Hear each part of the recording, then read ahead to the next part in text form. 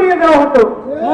ঠিক করে দিয়ে বলেন ব্যবসায়ীদের অনুরোধ করলো পুরানি রাইফেল দিতে পারবেন না, আমি আমরা ঘরে ঘরে অভিযান চালাবো। এই রাইফেল রপ্তানি আমদানি করা হারাম, বিক্রি করা হারাম, মুসলমান এই কাজ করতে পারে না।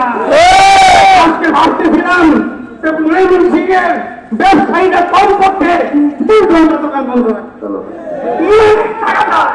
তারা করেন নাই। আমরা খুব কষ্ট হয়েছি। কিন্তু আওয়ামী লীগের হরতাল আপনারা পালন করেছেন, হরতাল আপনারা পালন করেছেন। আল্লাহর কাছে কি জবাব দিবেন এর জন্য প্রস্তুত হন আপনারা। আগামী দিনে আমাদের আন্দোলন এই সমস্ত পণ্যের বিরুদ্ধে আমরা সবাই বাদী আছি, আমাদের সবাইকে আমল করার তৌফিক দান করুন। এই পর্যায়ে সংক্ষিপ্ত বক্তব্য রাখেন ইত্তেফাকুল উলামা বৃহত্তর মহাসচিব কেন্দ্রীয় কর্ম পরিষদের সংগ্রামী যুগ্ম সাধারণ সম্পাদক হযরত মাওলানা মনজুরুল হক দাওয়াত।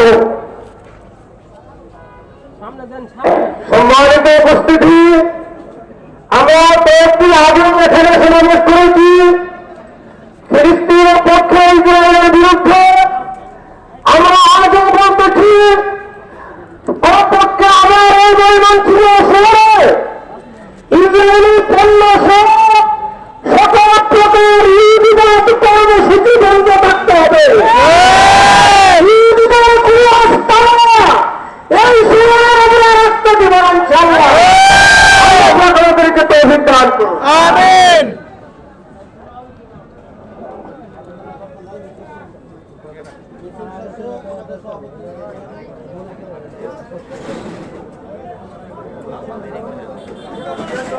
সংগ্রামী